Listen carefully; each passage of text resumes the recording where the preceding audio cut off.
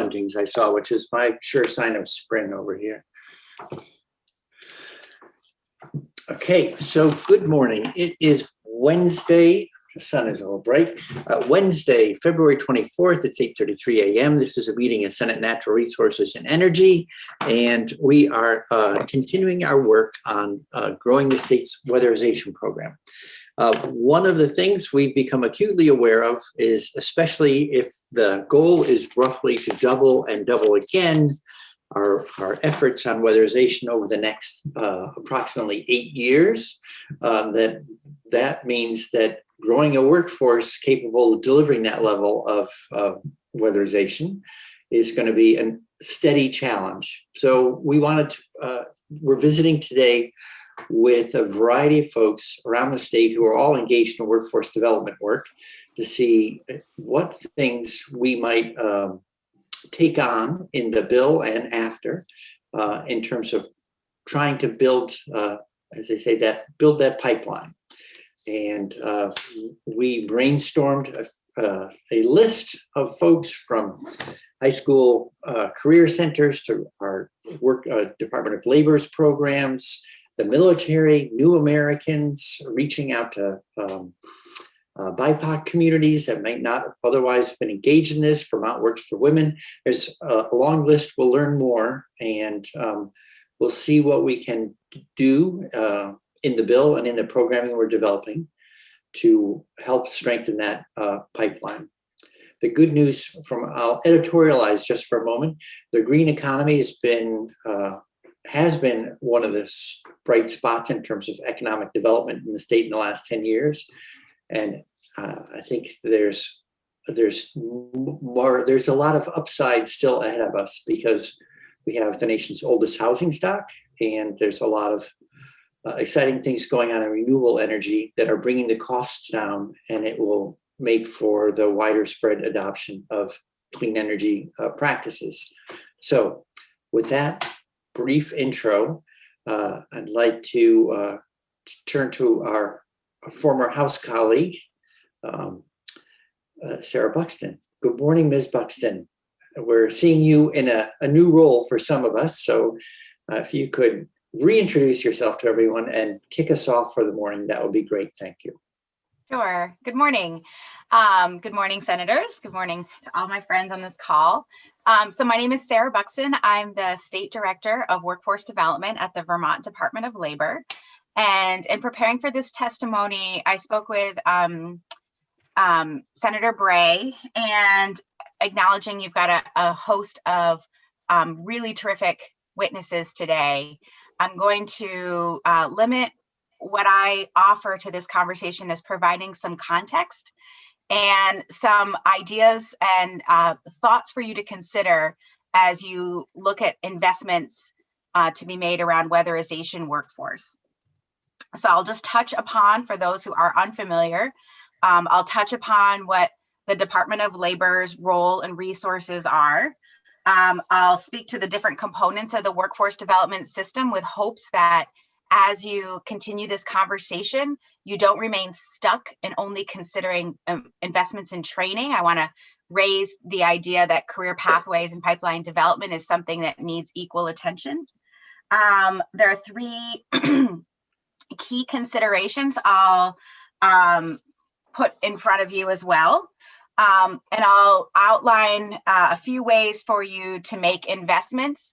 I'm having a very similar conversation right now with the House Committee on Technology and Energy, or Energy and Technology, around the broadband workforce. And so in my conversation with Senator Bray, I'm finding a lot of parallels in the challenges in the development of the workforce related to green energy. So first, as a introductory point of information, the Vermont Department of Labor has a variety of divisions. I oversee the Workforce Development Division. I have just over 70 staff who are located across the state. We're funded by about, from year to year, $11 to $12 million. 95% of that is federally funded. So a lot of folks think that the Department of Labor has a mission that's really central to the state's policy, But in truth, we are very much beholden to performing federal programs on behalf of our funders, the federal government.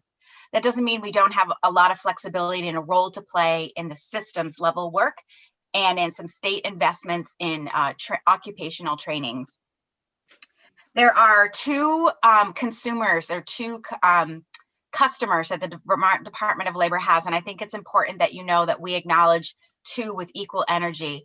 The first are job seekers, and that's traditionally what we're known to serve. The second, though, is employers. And in the past year, we've stood up an employer services team at the Department of Labor with a program manager. And I'm going to reference that throughout this testimony because you will hear me say on many occasions today and at any time around workforce development, employers are really at the center of making sure that whatever we do as a state is successful. About half of our staff work to deliver basic and individualized career services. A quarter of our staff work with businesses, and that is really around the job development, posting, recruiting, promotion.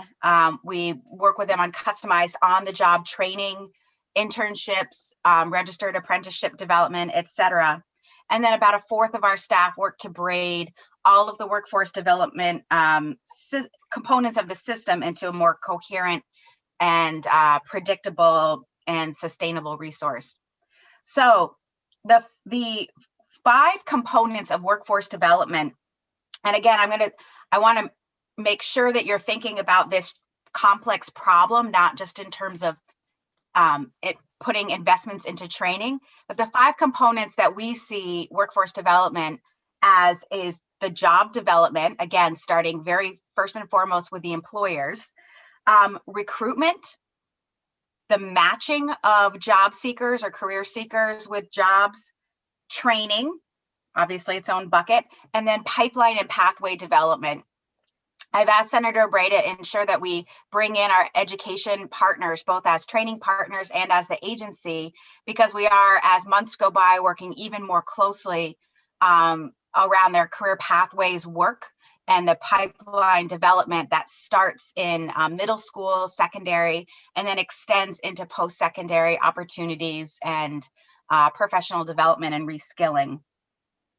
There are 3 key considerations around this particular complex workforce issue. The first that I beg you to keep in mind is that there are labor force shortages everywhere. And I've worked with many of you senators and different committees over the last few years on everything from healthcare to broadband to childcare, mental health workforce needs. I've also worked with Maureen Hebert, who you'll also be hearing from on those very same workforce issues, and also with John Young. So we're seeing the labor force shortage not being just a matter of not having enough trainings, but around not having enough people. And so that really requires a multi-pronged approach. It means that investing solely in trainings is looking to solve just the skill gap, not the scarcity issue. So while we look at trying to resolve some of the skills gap in the occupational trainings that are needed, we must also pay attention to the scarcity, the complex scarcity problem, which is why I'm so pleased to see that you're hearing from folks from the National Guard, my colleague over at Corrections, Kim Bushy, with the Second Chance Act grant that we're working on, and that you're hearing from a variety of underrepresented affiliate organizations so that we can really bolster our recruitment around filling the workforce needs. I want to point out too, because this is a persistent problem and maybe it's just my own pet peeve of late, we have a shadow job market here in the state of Vermont.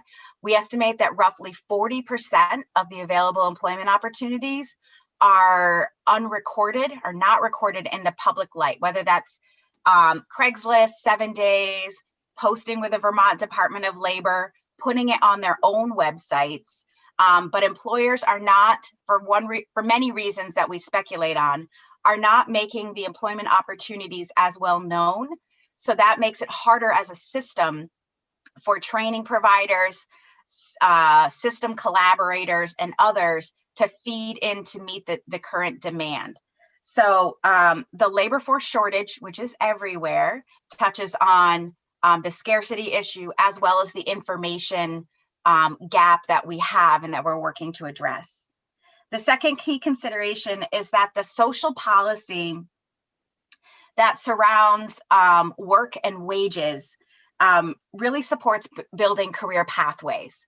So what I mean by that is that I'm thinking about occupations in weatherization and occupations in other high demand but lower wage entry-level work in the state of Vermont. And what we found is that uncomfortable, undesirable, inconvenient, or low paid work suffers from a low supply of workers. That's no surprise, but it really means that we as the system support and in conjunction with employers need to find ways to address those conditions. And you as policymakers have done that on many occasions, both in pay, over time with working conditions.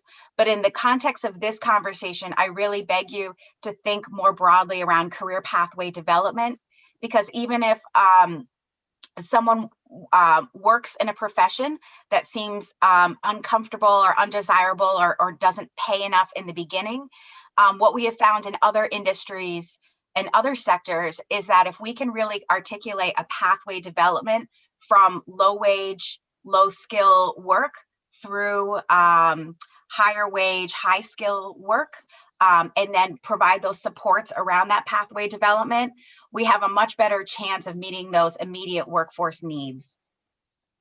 And finally, you've already heard me say this, the other last key consideration is that the employers need to be at the center of this conversation. And in doing that, what we ask for the employers to do is to help all of us with identifying those jobs, as I mentioned earlier, with helping our training providers like VTC and the tech centers and others update the skill needs so that we are responsive to the industry, to the changing industry and the science, and supporting us with the pipeline development, providing internships for secondary students and post-secondary students, working with us to develop registered apprenticeships and other types of incentives for mature workers to remain in the workforce at higher levels that are appropriate with their skill and experience. The investments that I think you'll be considering and that the Vermont Department of Labor stands ready to support will be investments in employment and skill trainings.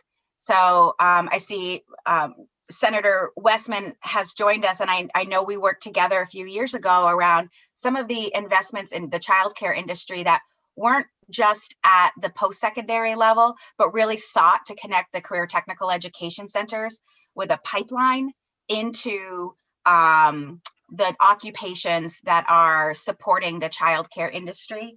So looking at your investments in employment and industry skill trainings at all of those levels, I would urge you to consider relying on the Department of Labor to work with your employers that are should be a key voice in this, to develop at least one, if not more, registered apprenticeships. Those registered apprenticeships exist in other states. The Registered Apprenticeship Program is a federally recognized program with a portable credential. And I think we've now demonstrated some success in the last few years around the learn and earn model. And then finally, I would hope that you would lean on the Department of Labor to work with employers around the recruitment issue, both in taking jobs, posting them, helping to make that connection more transparent for job seekers and for building the career pathways. So I think with that, I will stop talking, because as all of you know, I could talk for a really long time. I'm going to stop talking and see if anything that I've said has prompted any questions, or yeah, I'll leave it to Senator Bray to see where you want to take it. Well, thank you, Ms. Buxton. Looking to see if there are any committee questions. All right. I did have one in the beginning. I was taking notes, but you were moving right along. So the 5 components you listed, I just want to make sure I caught them. That's 3 of them. Job development, recruitment, Recruitment. matching, Mhm. pipeline, and career development. So I had training Oh, is training. its own bucket, its own component, and pipeline development. Okay. We call it pathways and pipelines. Yeah. When we work with our partners, those are sort of 5 different categories that we have to work. And if we only, as you heard, if we only focus on trainings, we're missing all of the other pieces that make employment work. Sure. Great. You were ending with registered apprenticeships. Can you say a little more? And just a quick note, thanks for helping us identify all the other partners we wanted to hear from today. Mr. Ramsey was unavailable today, so he'll be in on Friday. Good. And that's also when we're hoping to also include the folks who are going to connect us with the New Americans community as well as with the BIPOC community. So,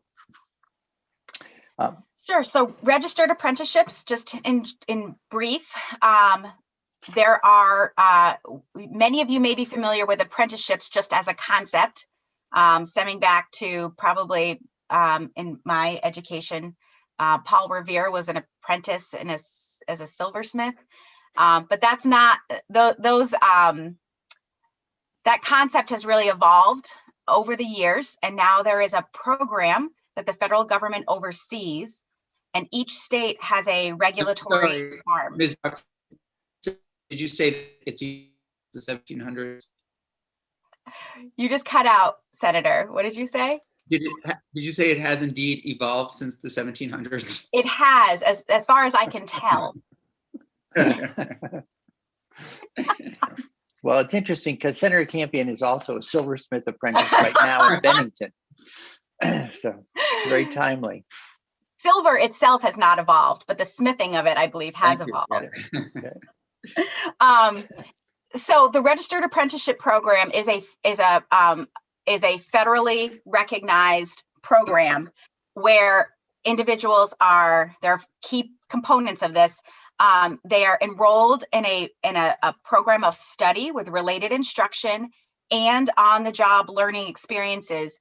Those standards of an approved apprenticeship come before the Department of Labor.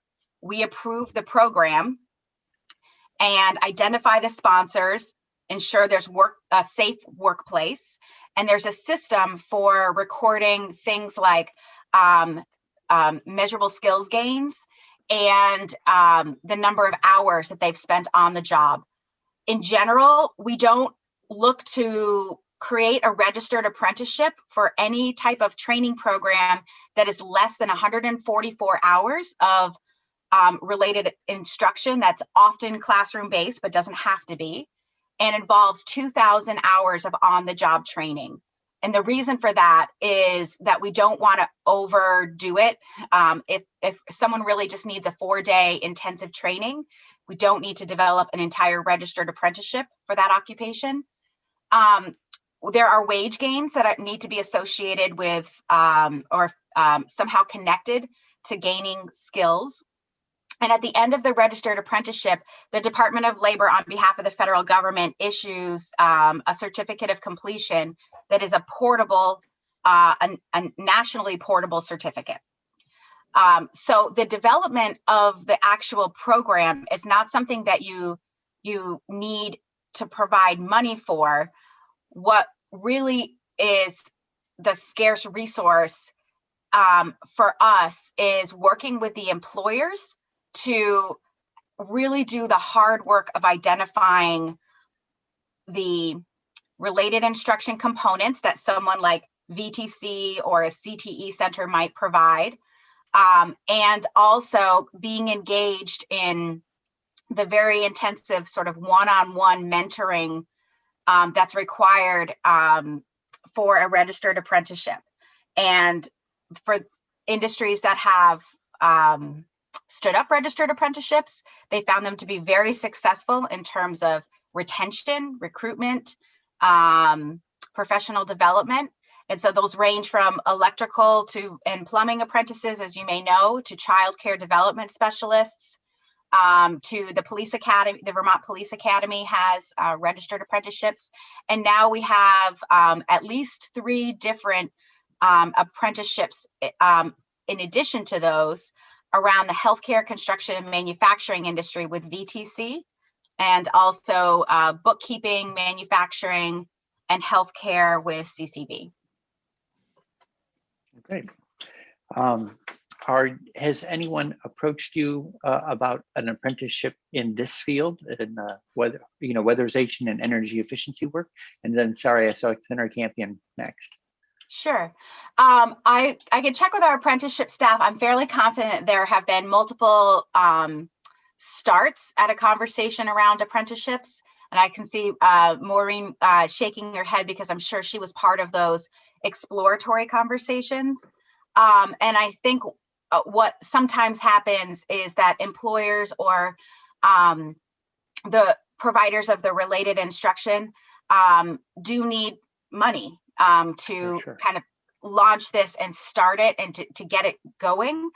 So I'm pointing out that if there is some incentive funding for starting the apprenticeship, the stopping point won't be with the Vermont Department of Labor in terms of creating the program, but I think that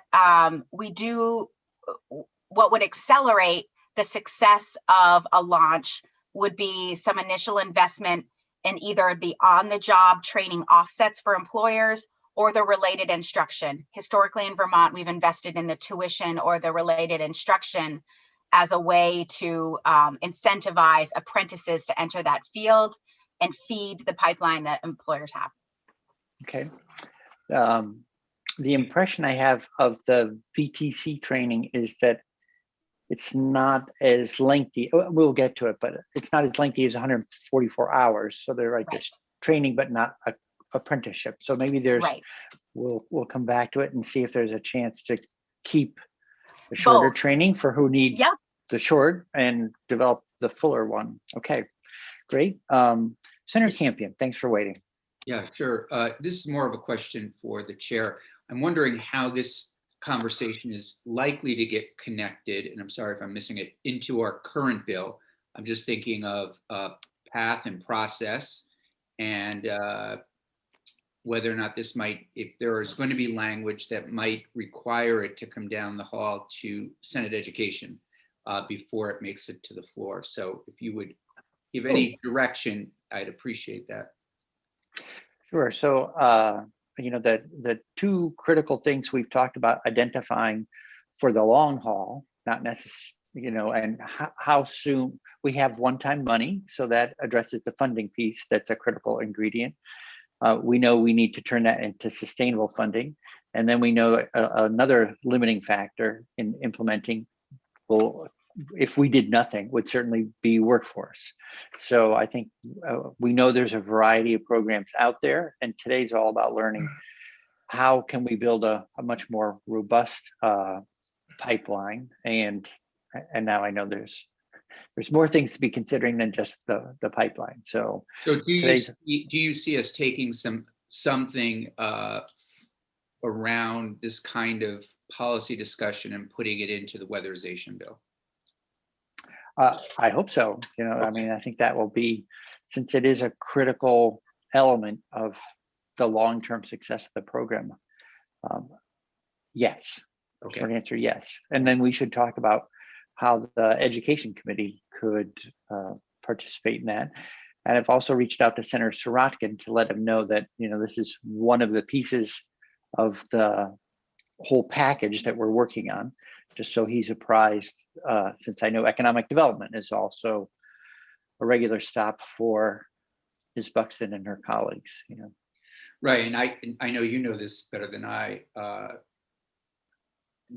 would give 3 other committees, including appropriations, 4 others in finance, I guess, or at least 2 other policy committees, just 4 days to deal with it if we were to vote this out on Friday, if that's the plan. Yeah, so this is going to require some outside of committee time legwork. Okay. Okay. Thank you. Thanks. So other questions for Ms. Buxton? Senator Westman. So first, so you talk about apprenticeships, Sarah, but my question is there something in front of that that you might have, would there be like a certification or something of that sort? Do you have anything to do with something that's a level that might be below the 144 hours? Yes, absolutely. So the Department of Labor wouldn't be the entity to, train or provide the certification, but we do have the flexibility to use some of our federal funds at the individual level to enroll them in programs. And then we do have some training funds that are appropriated to us through the legislative appropriations pathway, and we can and do enter into grants with different training providers.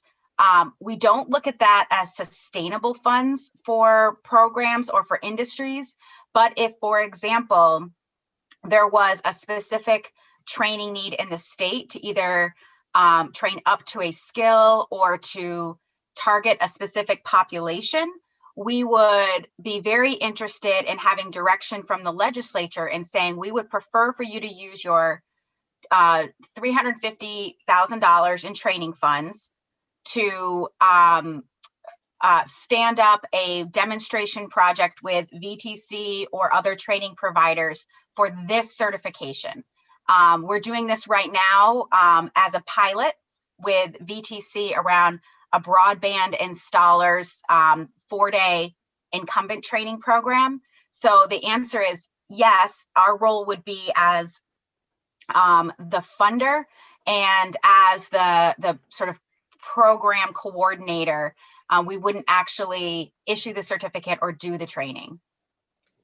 Yeah, because in a lot of these cases, what I see is the people that are the contractors that are already doing this work have a level, but they don't have it. That is some gap in between. So a certification might be more appropriate for these people. You might say, and I don't know how many hours or anything like this, but that would seem to be something in between that would work. I appreciate your saying that too, because we were speaking to Weatherization Workforce Investments a few years ago. And one of the concerns that my team had with that is looking specifically at an occupation or a skill set aside the notion that there are certain either safety trainings or skill trainings that aren't only for weatherization, but could be used in a variety of different occupations. And so I think what you're pointing to is that there are some general level skills that we need to continue to invest in as part of the pipeline, and then invest in these little points of training for specific workforce needs.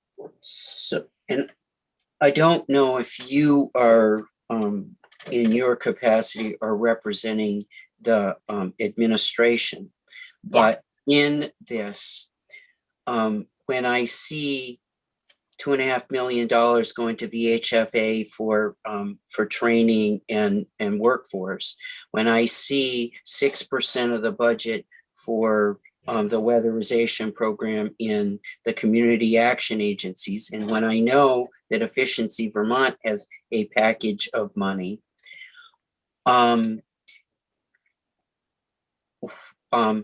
who should we ask? You? Who in the administration should we ask if they wanted to take a look and make a suggestion about? It would seem to me that they'd all be doing weatherization. No matter what income level you're talking about for individuals. And so it would be the same team of contractors that we would be going out to regardless of the level. So some reorganization and rethinking of the way that that this money has been appropriated in the past, and how do we put it all under one umbrella? And does the administration have any suggestions about how that might look?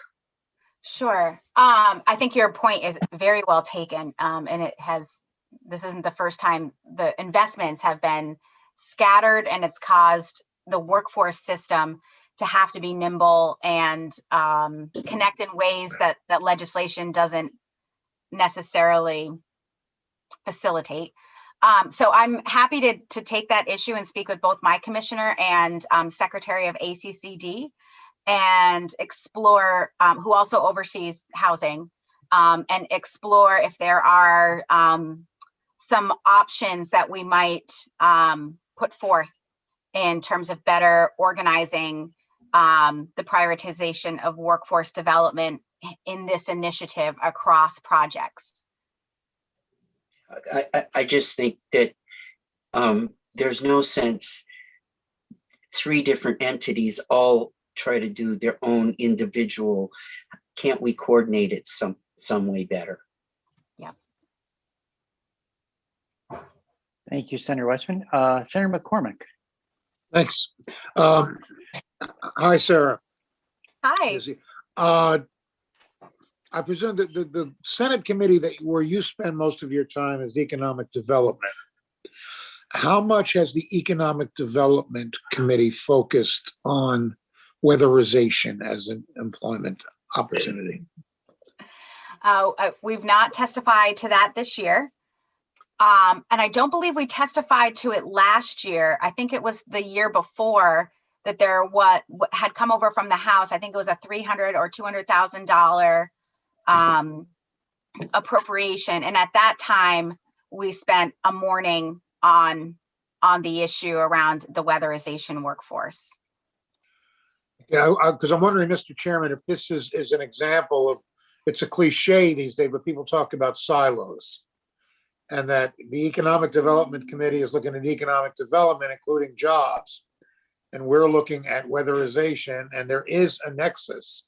And I wonder if our committees are recognizing that. Mr. Chairman, have you and Senator Sirotkin ever discussed this? Yes. So he's, we haven't had a joint hearing with him. One of the challenges is we've been trying to make our bill more comprehensive so that it actually is more effective. So we've been talking about the coaching counseling piece. We've been talking about the workforce piece. We've been talking about the weatherization piece. We've been talking about the transportation piece. And one of the proposals for that work group that we've discussed, I've been writing out more detailed notes, is that my suggestion to the committee when we come back to that is that this be a legislative committee that draws on 5 committees. So that over the summer and fall, we have a chance to take some things that we are starting now and develop more details so that by next January, we're in a far better place to really implement in an integrative way. Yeah, because I guess that was the only point I wanted. And Mr. Chairman, I don't know if you know this, but Sarah Buxton was also in high school president of the Stamp Club. I thought I somehow so I have that information. This is not an amazing new piece of information to me Okay. Anything else that anyone wants to reveal about our current guest before we? He used to be my housemate, and I miss her not making me dinner at 10 o'clock at night. Chicken marsala is really delicious. All right, it's out. You're a great chef. We know that. I will say just thank you for the compliment. Senator McCormick, it does occur to me the last time I testified in Senate Economic Development, Senator Franklin County.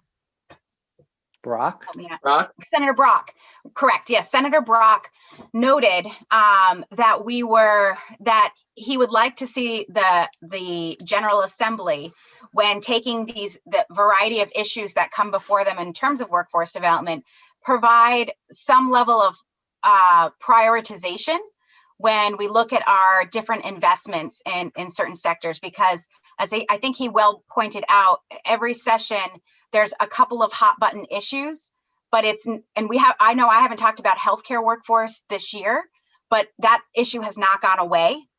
Construction workforce issues have not gone away.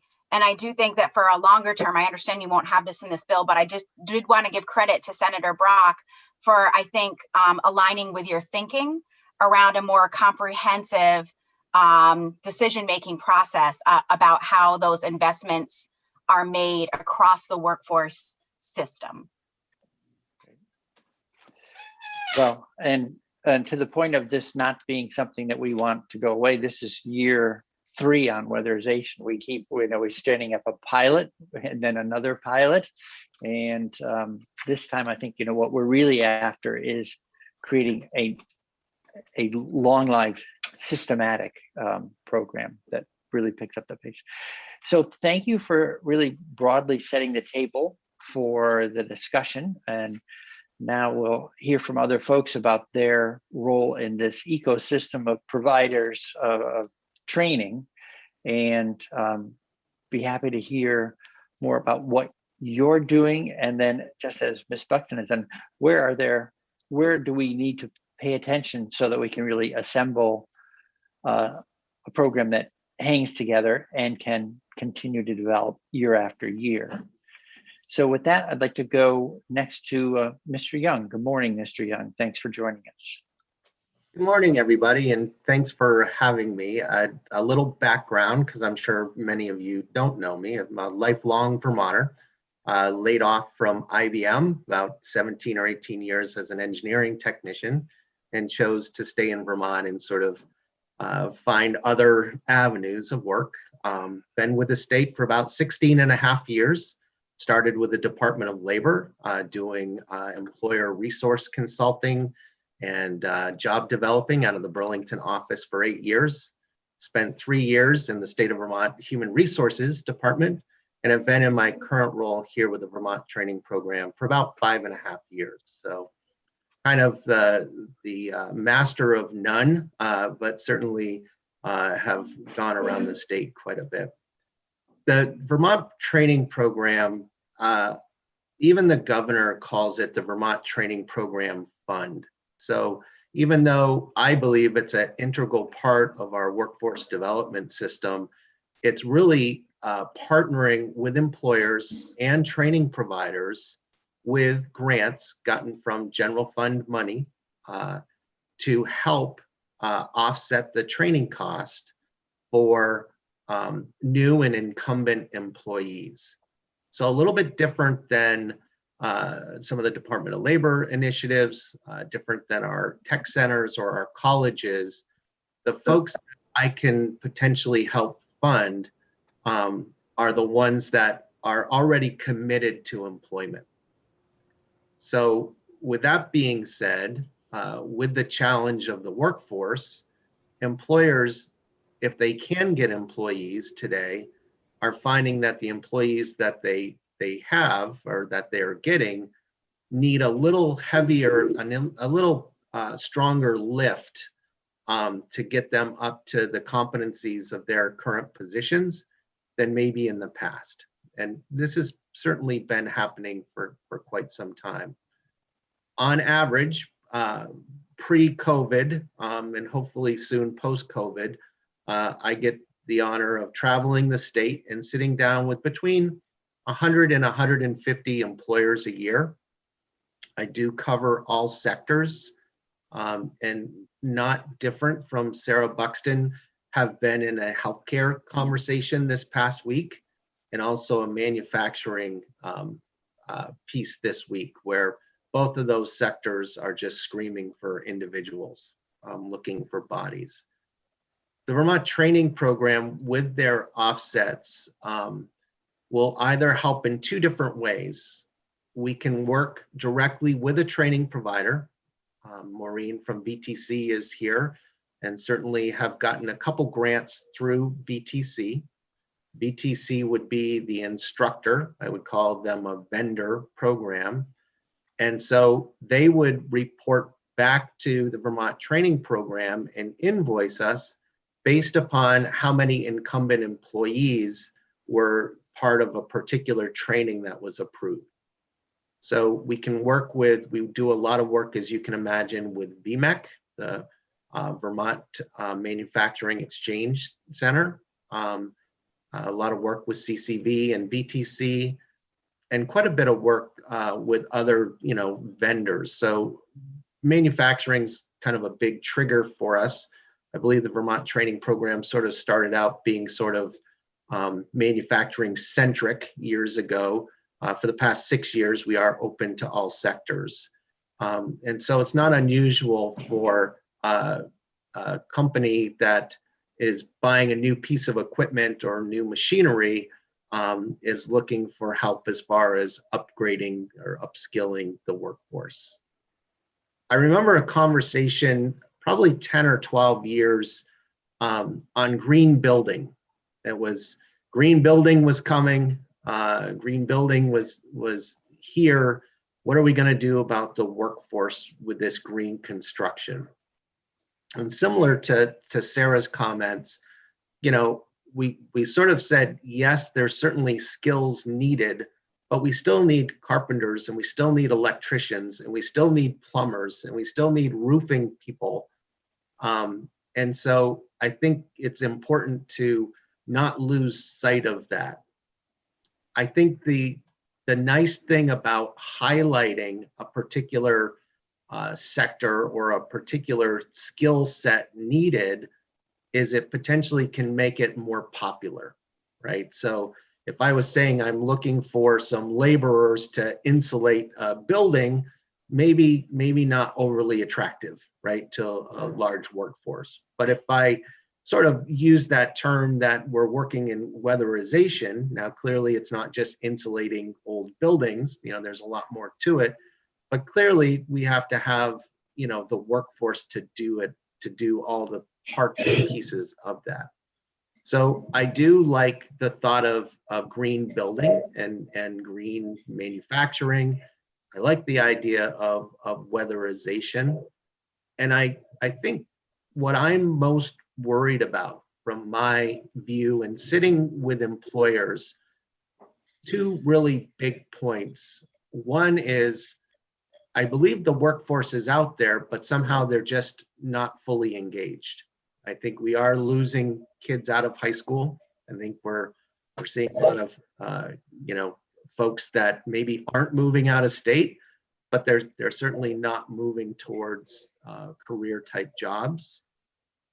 And the other thing that I'm hearing from employers constantly, and certainly COVID has not helped this at all, is that employers are having more and more problem with retention. They're frustrated that they're bringing somebody on that might not have the experiences that they're hoping for or the skills they're hoping for. They're starting to train these people and then they're losing them. They're either heading to other positions, other companies, or they don't know where they're going. They're just sort of disappearing from the particular workforce. So I'm a huge advocate of certifications and apprenticeships. And I think looking at apprenticeships almost as a retention tool. And an apprenticeship or a certificate gives that particular employee something to carry forward with. It could be a building block for either a higher position in a company, or it's a recognized skill that's out there. So from the Vermont training program point of view, I almost look at myself more as that employer resource consultant that my job is to know enough about Department of Labor programs, to know enough about our state colleges programs, to know enough about the other training provider vendors that are out there. And so when I have those sit down conversations with employers, initially looking just for some dollars potentially for a training, I can make that a more comprehensive program to hopefully guide towards either a pipeline development type conversation, align it towards an apprenticeship type conversation, and or a certification. So a lot of times my meetings with employers aren't just about how to fill out a grant application. It's what are their needs, what are they seeing, all the parts and pieces of their workforce challenges. And then, you know, my job is to bring it back to Department of Labor through they have an employer contact person, manager, I believe. I forgot the exact title. Cindy Robillard, who I work with, bringing back to apprenticeship statewide meeting that I belong to. So I think it's really, it all starts with communication, and it all starts with comprehensive needs across the state. So, you know, I love the idea that you're talking about sort of getting committees together and sort of, you know, we do need to hit all corners of Vermont socioeconomically, regionally, and that's very important. But I do think at a high level, it seems like there is a group of probably about a dozen of us or so in the sort of workforce development realm do communicate fairly well. And so I think somehow directing, you know, weatherization to be at the forefront of more conversations with employers is certainly an advantageous thing for you all. Okay, well, great. Well, thank you. One quick question. Have you had any employers or associations approach you on the, you know, the green building or, you know, sometimes the term we use in here is the clean energy economy. Do you have folks from that sector approaching you and saying, John, we would like to bring in more employees, help us figure out how to do that? Is that already underway? Yeah, that's been underway in the 5+ years that I've been with the program. From, you know, the Sun Commons of the world looking for, there was a couple green builders that we've done training program grants with, you know, from our bigger companies such as PC Construction or Rearch up here in the Chittenden County area, as well as some of our, you know, our service technician. Again, you know, where we're hurting in Vermont as well is we still have oil boilers and gas boilers, and we don't have technicians anymore to upgrade, fix, replace whatever's needed there. So yes, we've done a number of workforce grants with, I would say, just green economy as a whole. Right, great. Well, we'll also be, he's not on our schedule today, but that's because we were packing things a little tight. Matt Coda from Vermont Fuel Dealers will be part of this conversation. And just a little aside, besides expanding into new people coming into the clean energy economy, we also want to provide a pathway for folks who are already delivering, you know, heating fuel to folks, so that as one economy, as this newer clean energy economy emerges, that we don't leave people behind who are interested in participating in what's growing out of it. Okay, so thank you so much. I see we have a large opportunity and a lot of work to do, both. With that, I know Ms. Bushy has a timing constraint, so I'd like to switch up our batting order a little bit and jump ahead to Kim Bushy. So good morning, Ms. Bushy. I don't think you've been with our committee ever before, so we'd love to, if you could introduce yourself and then talk to us a little bit about how folks that you take care of could be part of this conversation as well in your program. Thank you, Senator Bray. My name is Kim Bushy. I'm the Program Services Director for the Department of Corrections. And as part of my duties, I oversee specifically risk and need reducing activities. And within that includes specifically vocational and educational and, addressing some of the behavioral issues as well connected to people committing offenses. I see a number of folks that we've been working with very closely over the last couple of years on an adult reentry and employment strategic planning grant. And specifically, I just want to recognize and call out our partners, Sarah Buxton from Vermont Department of Labor, Maureen Hebert from VTC. We've also consulted with Mr. Wabi, who I saw on here, and I don't see him right now. Oh, there you are. Okay.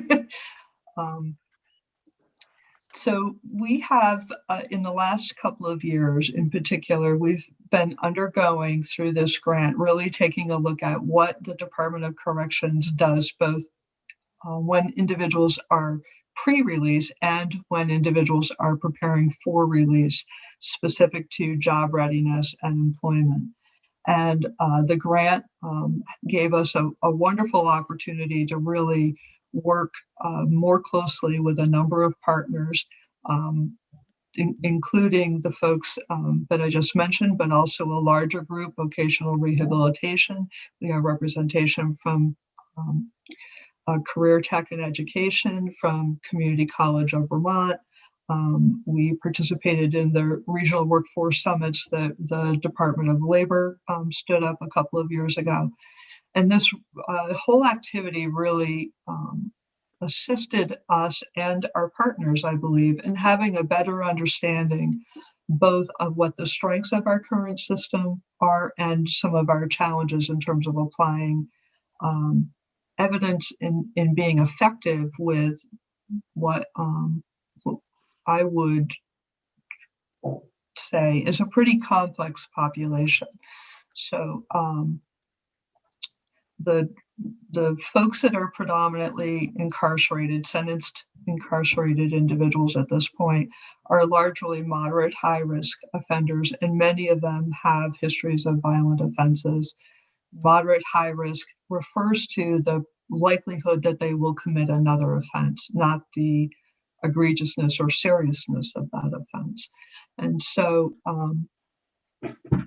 part of what this grant activity has had us do is, along with our partners, is really take a look at how well do we assess this population?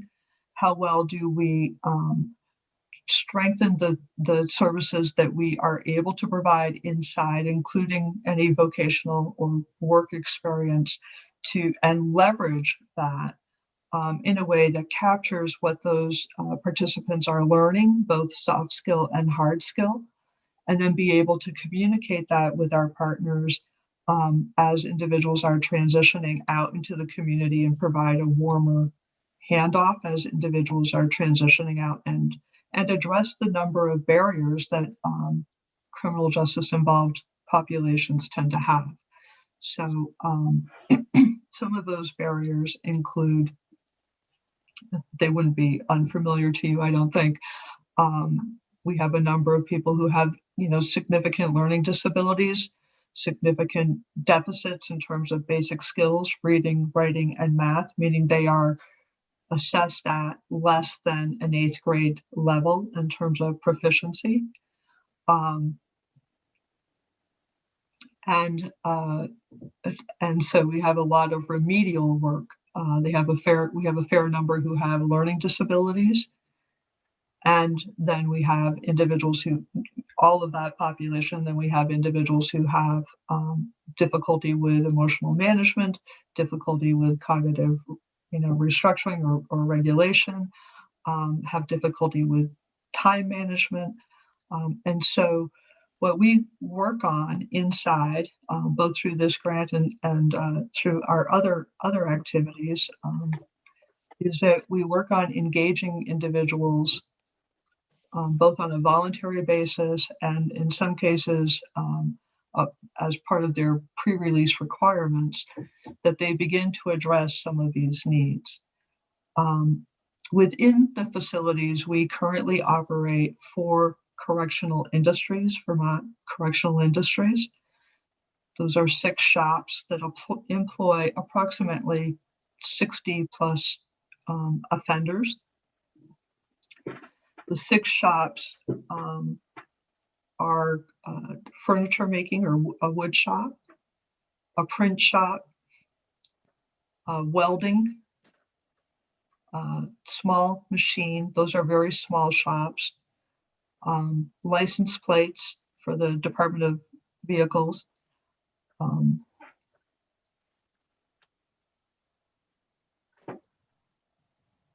think that's 5. And we also have an accredited high school, Community High School of Vermont. And that school provides both that remedial basic skill activity to help people improve their reading and writing and math skills, but also provides a pathway for a high school diploma for those individuals who have not yet received a high school diploma, and a pathway toward industry recognized credentials.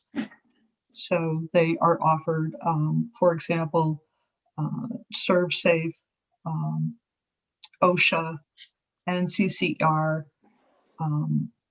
first aid, CPR for, sometimes we've done Flagger for the Agency of Transportation.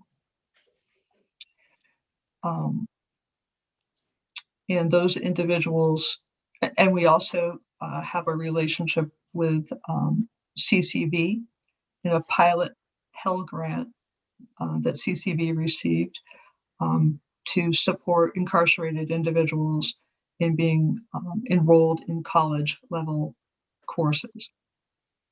So those are some of the activities that we've been in throughout the years. Recently, as part of this grant, we've really been taking a look at our vocational industries, or VCI, which is organized around production, meaning they're required to offset their costs. And we've begun taking a look at the degree to which we may be able to transition that model more to an actual vocational training model, and how that may allow us to better coordinate and collaborate with some of our other partners in terms of relationships with employers, relationships with training programs like VTC, CCV, some of the CTEs, in terms of perhaps having a mobile lab that could be shared for some certification and hard skill training. Specific to weatherization, we have engaged a couple of times. I want to say a couple of years ago, we engaged in a conversation that was related more with SNAP ENT, employment and training, and community action, specifically around weatherization, and looked at a product that was making storm windows. I believe it was out of Maine, and began to examine whether that is something that Vermont Correctional Industries might be able to produce as a product and a training program that then could be used by participants in community action programs and the weatherization process. we weren't really able to, for a number of reasons, the local community action program wasn't really able to leverage some of their resources, and without that, we weren't able to leverage with a specific employer in a private public enterprise model, which is what would be required for VCI to work with an employer, which is part of why we're taking a look at moving out of a production model and moving more toward a vocational training model. So some of those limitations would be less restrictive for us in terms of coordinating with some of our partners. Can Ms. Bushy, could I ask, have you had established pathways for people going into the building trades from your shop? You mean specifically from the wood shop, Senator Bray? Well, I'm thinking of, if people may have been going into construction or carpentry, that kind of thing, that's not weatherization, but similar sort of thinking and aptitude and way of working and things like that. So we have we've had some individuals that we have placed over the years from our furniture shop, wood shop, with specific employers. As part of our learning through this grant, we've begun to reach out to some specific employers and are actually engaging right now in a pilot with Ethan Allen Furniture. The wood shop is actually in the Northern State facility, which is in Newport. Ethan Allen Furniture is in the Northeast Kingdom. And what we've begun to do is to work out a pilot pathway where the probation and parole officers in the Northeast Kingdom identify individuals who are currently incarcerated but would be returning to that jurisdiction and may be interested and eligible to participate in that training opportunity at VCI. And then we refer them to the facility. We check in with them to see if they're interested, refer them to the facility if they're interested. They engage in the furniture shop, and then we would be working with vocational rehabilitation and the local workforce development or creative workforce development multidisciplinary team in the Northeast Kingdom in terms of transitioning them out. So we've just begun that kind of a pilot. We have a number of employers in that region who have expressed a great deal of interest in that process.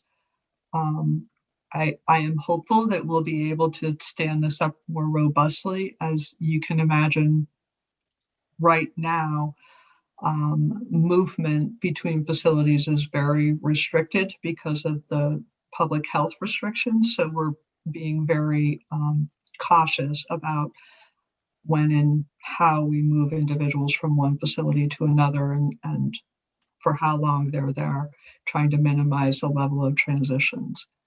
But that is the kind of model that we're looking to pilot in at least 2 facilities as part of this grant, a supplemental grant activity, and then to work with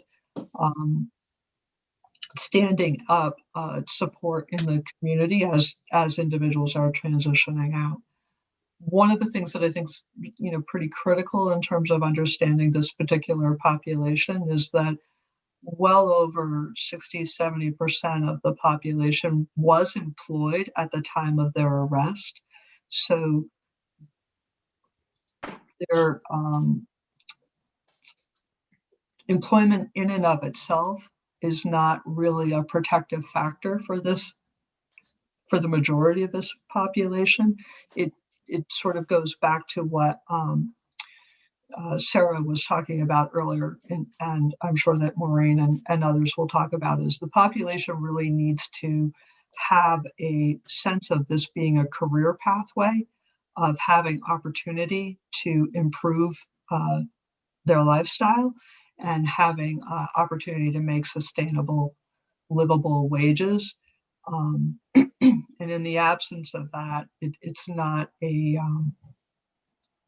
for this population, it does not significantly change the outcome in terms of their likelihood of committing another offense. Okay. Well, thank you very much. We'll need to stay in touch. I mean, I knew that as we set up today's conversation that we weren't going to have a conversation that we were going to say, oh, eureka, we found it, all done. Here, just push the button, off we go. But I really wanted us to have a sense of who's out there. The term that the PUC talked about in terms of all the people providing weatherization services, there are quite a few entities doing it, and they have relationships to one another. So they started using the term ecosystem of weatherization providers. And as we keep working, we keep finding other ecosystems. So there's really an ecosystem of training to get people into that workforce. So we know that there's complexity to it, but what's heartening to me is that there are more actors out there interested in tackling a piece of this than I realized a week ago, and we have more folks that we'll be reaching out to later this week. So thank you for that. If there are no committee questions for Ms. Bushy, and let me just double check, is there anything, I interrupted you, was there anything that you really wanted to make sure we heard that you didn't get to yet? The only thing that I would want to emphasize is that the Department of Corrections is very interested in learning how we might be a better partner in preparing this population to be more successful as they transition out, and in working with our community partners and employers to better support this population, both while they're inside and as they transition out. Sure. Okay. All right. Well, thank you so much for joining us. I know you had another commitment, so don't feel bad about just disappearing off the screen here as you move on. Thank you very much, Senator. Okay, thanks. So I'd like to double back to talking to our partners at Efficiency Vermont, Mr. Riley and Ms. Weston. I don't know if you sort of tag team wrestle between the two of you. The floor is yours. Good morning, Mr. Chairman. Thank you so much. For the record, Dan Riley, Director of Public Affairs for Efficiency Vermont, and joining me is my colleague, Carol Weston, the Director of Operations. I know you guys are all very familiar with our work, and we've been before the committee several times on this issue, and so we can dive right into it. I'm going to turn it over to Carol, who's really the expert here, but just to sort of frame this up and going off of what other witnesses have mentioned this morning, the importance of building that pipeline and addressing labor shortages, and really the importance of responding to the science, which in the weatherization work is really important. And I'll turn it over to Carol, and she can also, the last time we were here, Senator Westman asked a question about scaling the weatherization workforce and sort of what would be needed to do that. And so Carol can address that as well. So with that, I'll turn it over to you, Carol. Great, thank you. Thank you, Dan, and thank you, committee, for having me back today. My name's Carol Weston. As Dan said, I'm the Director of Operations for Efficiency Vermont. I'm going to apologize. I think the jets might be flying over, so if they get loud, I will just mute and come back. First of all, I just want to say I'm really happy to be among this panel of people talking. And Senator Brad, the same exact observation as you, that workforce development is its own ecosystem. And we at Efficiency Vermont play a part of that, but there's a much broader array of actors, and I'm really glad to be a part of this conversation. So just, I'll speak briefly about Efficiency Vermont's workforce development program as it relates to weatherization, but I'll just say, we're involved in supporting a network of contractors that are working throughout energy efficiency. So, not just weatherization, but all of the trades. And so there's quite a bit of connection from what I've heard today. Weatherization, as you all know, it's technical and it's detailed work, it's labor intensive, and it employs building science principles. So as Dan was describing, we want to make sure that the workforce is focused on those principles, the improvement of a home's performance and the health and safety of the home and its occupants. So, in order to ensure that projects are happening in accordance with the building science and health and safety principles, we've long partnered with weatherization contractors, and we really do value the expertise they bring, as well as the information they bring to us in terms of designing programs that work for Vermonters. And our goal in getting involved in the weatherization workforce work is really making sure that we're able to match customers with qualified contractors so that they can get their projects completed. So, as you know, we have created this network of contractors. We call the network the Efficiency Excellence Network. They're trained, they're certified, and they're knowledgeable about weatherization and about Efficiency Vermont's programs. We partner, with BED and BGS to ensure that there's alignment so that contractors can work throughout the state. And we also partner with the weatherization agencies, as was talked about, because the contractor network is often shared there. Our network currently has 56 contractor companies in it, and represents a significant growth over the past few years as a result of the Act 62 funding for weatherization. And that increase was largely fueled by outreach and recruitment, training, flexibility in our support services, and robust incentives, and pairing with financing offers that drove the customer demand. So as Ms. Buxton was talking, I was thinking a lot about, creating that job, the job development, and it really starts with creating the demand for weatherization. We have a lot of partnerships that we work with as well. And so key partners that we work with and those that we would definitely want to work with in terms of expanding the network would be suppliers, technical career centers, the EEN contractors themselves, as well as a fairly robust group of contractors that I'm going to refer to as out-of-network contractors, meaning they're not a part of the EEN, but they're still doing work in the weatherization space. They might be doing spot insulation or spot air sealing, maybe not as much the comprehensive projects, but there's a fair number of them as well. The weatherization agencies, industry professionals, ACCD, and DOL, the Department of Labor, of course. Contractors have given us the feedback that's it's important that there are consistent and robust incentives to support projects so that customers want to take advantage of them. And they've also let us know that technical assistance, a point of contact that they can talk to help them with their work, their jobs, and consistency in program design is important to them. So those are the sorts of things that we've been focused on, is really answering those questions that they have.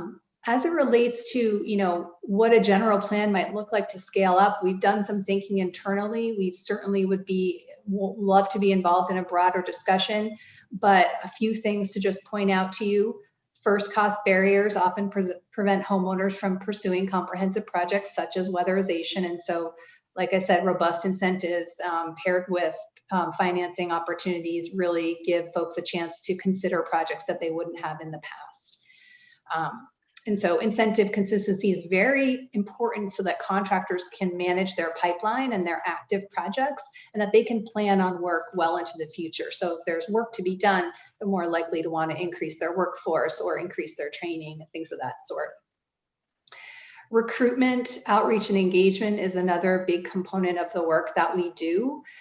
We have been working with that out-of-network list of contractors that I talked about to see if they might be interested in becoming trained to do more comprehensive, weatherization work. We engage with them via point of purchase material distribution. We are at industry gatherings. We host an annual Better Buildings by Design conference to allow contractors to keep their training up and to learn more about the programs.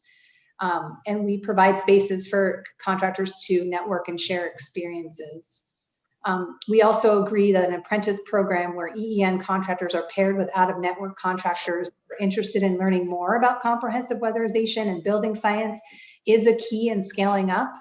And we really want also to just underscore the work, all of the things that people have talked about here before, which is working with agencies who can identify how to connect with populations, including low-income individuals, underemployed, unemployed, at-risk youth, women, BIPOC communities, who have barriers to employment, and so that they're prepared and qualified for clean energy jobs, particularly weatherization. And then lastly, our great partnership with technical and career centers. We maintain relationships with them.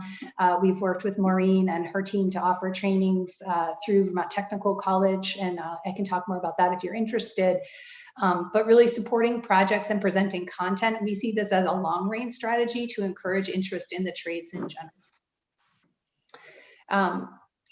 For sure, in terms of what has worked for us, I would say that the outreach and trainings that we have provided have been, have really resonated with our contractor networks in terms of providing product diversification. So not only do we offer comprehensive services, but thinking about a program where an out-of-network contractor who is just getting into the insulation world, or just wants to work in insulation or in air sealing, or potentially is interested in healthy homes and how they want to talk to customers about what a healthy home looks like, or become certified as a healthy home contractor. So those are some of the things that we've been working on over the past few years, that as we've used the pilot as a testing ground to figure out what could work for scaling up weatherization. I want to mention one partnership that we were a part of last year, which was a really good learning experience for us. Efficiency Vermont, in partnership with Burlington Electric and VGS, supported the design and delivery of a resource youth build weatherization 101 program.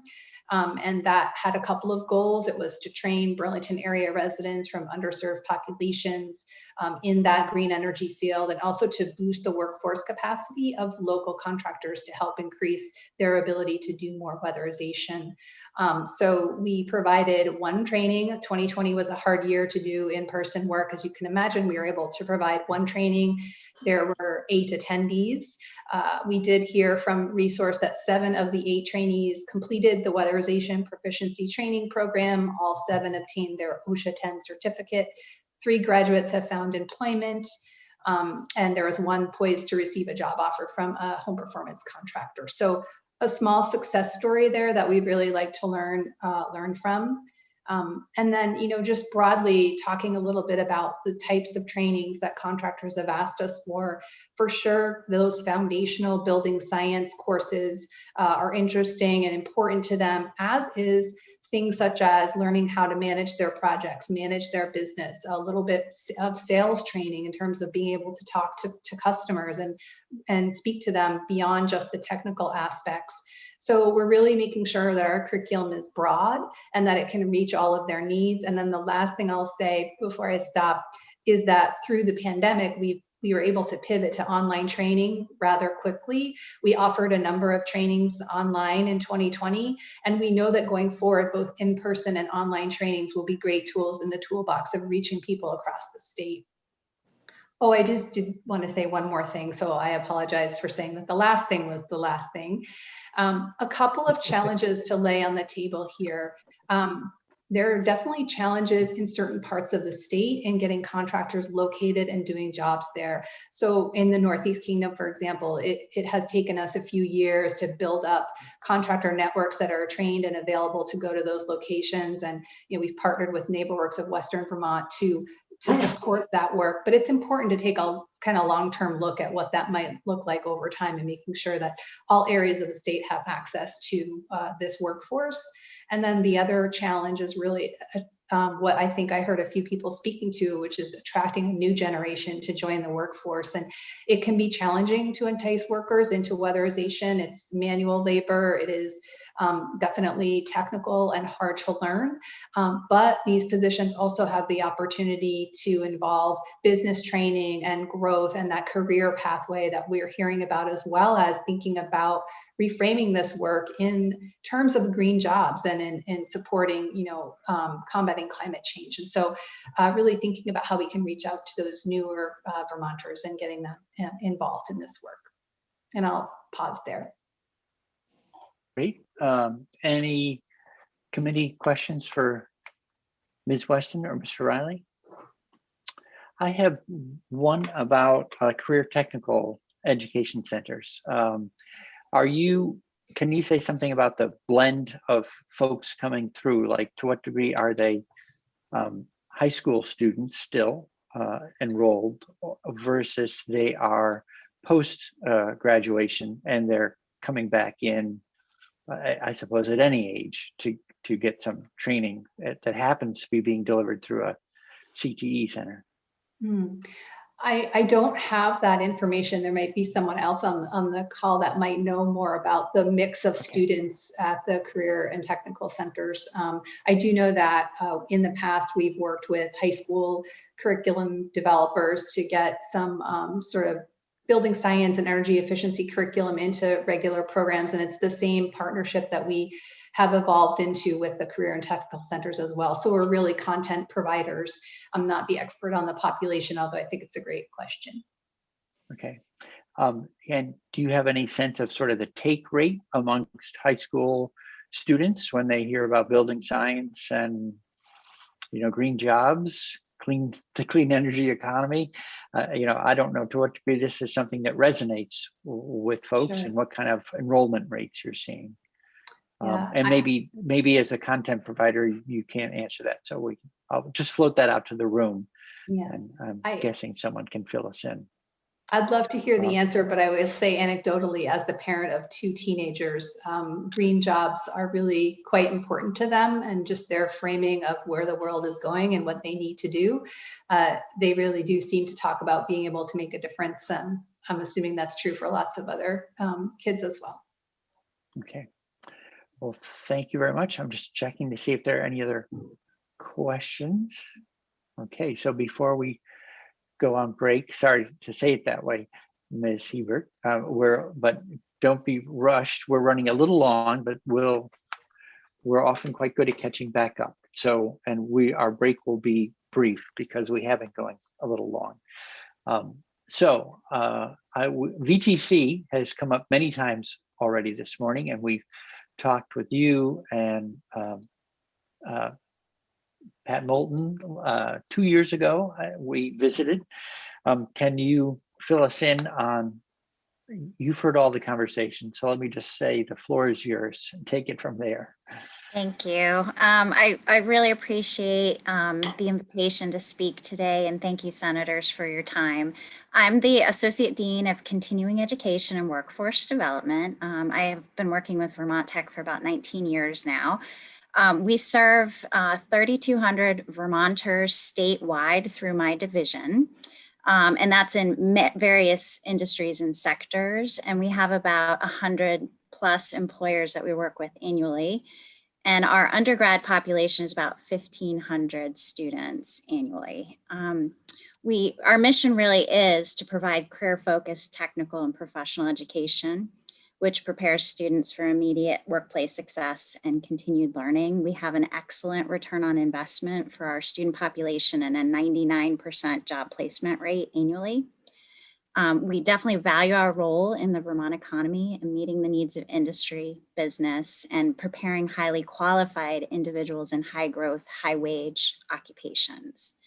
So I want to really direct your attention to the flyer that I submitted prior to the hearing that has sort of a list of the training programs that we have that meet this sector. Particularly under the weatherization and home performance section. These are our standalone trainings, but they are stackable, industry recognized credentials and certifications that can lead to either licensure prep or to our other degree programs. So we currently have a bachelor's degree in renewable energy, a construction program that has an associate's degree that can lead to a bachelor's degree, an architectural and building engineer program, also associate to bachelor's degree, and a business program, associates to bachelor's. We also have a general engineering technology associate degree. So these individual trainings have been very successful, and we've run them for many years, probably the last 10 years. We are a BPI test center, which is Building Performance Institute. We've partnered with many organizations to provide that training. We also provide solar installer training through the NABCEP program, or a NABCEP certified program. We also provide the apprenticeship program for the state of Vermont, the related instruction in plumbing and electrical, which also has a green component in that, embedded in that training. The programs that we offer that are more recent, which have gone online because of the pandemic, are LEED training, certified indoor air quality. We have an HVAC program, a home inspection program, and have offered several project management and finance programs. So those are available as well. Thank you, Carol, for mentioning our partnership with Efficiency Vermont. We also partner with Vermont Adult Learning. We're doing a demonstration project on weatherization in Rutland starting this spring. It has been a little bit challenging offering these hands-on trainings. I have to admit, they're typically pretty intensive in terms of working one-on-one with an instructor. So some of our classes really stopped in March, and we're going to be hopefully running those again in the spring when we have a little more opportunity to be outside. We also work really closely with UVM. We're doing a demonstration project with BED, and it's currently applying for an EPSCoR grant for the Solar Research Center that they're building, or rebuilding, I should say. It was part of the Sandia National Labs project that was based on the IBM campus. So we're relocating that to the BED Center. What I really wanted to emphasize is that what we provide really is an on-ramp to students that are looking for a career path. They're either looking to upskill or change careers, but we also provide them a pathway to degree. So either our plumbing and electrical students, they have the option to continue on to a degree program. They have the option to pursue a degree in business. So we really try to emphasize that it's not just one program and you're done. It's a lifelong journey, because all of us know that we need to continue to upgrade our skills as technology changes. We work really closely with the Agency of Education as well as CTEs. We provide the Career and Tech Ed Teacher Licensure Program for the state. So we actually help train and license the teachers that work in the CTEs. We also partner with them on trainings. I know this year has been a little tough. We haven't been able to run classes at the CTEs because they're trying to limit access from outside groups. But we are planning to include Stafford Tech in the VAL demonstration project that I spoke about. So hopefully that was quick enough for you. Any questions? Yeah. Well, I was looking at your brochure. I mean, even though I'm familiar with VTC, every time I come back and look at it again, I realize how many things you address. So it's great. You have a lot of breadth and depth. So you've heard two things we've heard about this morning. I'm just wondering if you can comment on a little bit, is that certifications are helpful. I suppose in part it's a useful credential in the workforce, and it's a motivator, I'm guessing, for people to feel like they're working towards something. And then we also heard about apprenticeships. So can you say something about, it sounds like you're running like the BPI program leads to a certification, right? But I don't know if you're also, yeah. So it also is our timing is off. Sorry, go ahead. Well, and I'm just wondering if you're involved in apprenticeships as well. I am. So the certifications and industry recognized credentials are third-party verifiable. So there's a quality control measure on those.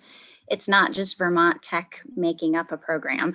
So that, I think, is a valuable piece for employees because it is transferable and portable. they can take that credential, that license, that industry recognized certification, and move it around to other locations. Although 89% of our students are Vermonters and they tend to stay in Vermont, but it is something that they own and it can be stackable for those individuals. So that's the value piece. And it is, again, nationally recognized. With the apprenticeship programs, so Vermont Tech's been involved in apprenticeship programs for 20 odd years. I think Sarah Buxton spoke to some of the programs that we offer. Besides the electrical and plumbing program, we also offer an LPN program, licensed practical nurse, several manufacturing programs. We also are building new programs regularly. We are looking into a solar installer program that will have other components embedded in it, not just the NABCEP certification. So more to come on that. We also are working on a welding apprenticeship program. The challenge has been is when it's sort of a new nascent sector, building those employer relationships. We have worked pretty regularly with SunCommon. They're one of our corporate partners, but building new relationships so we can have apprentices work with those employers. Sarah mentioned the fiber optic installer program that we're working on, and we're hoping to convert that into an apprenticeship program as well. So basically what it is, it's just a delivery model. Students are learning and earning. So they're working for an employer while they get the education and training that they need to benefit that employer. So it's a really great model for students that maybe after high school, they weren't quite sure if they wanted to continue on to some sort of post-secondary education.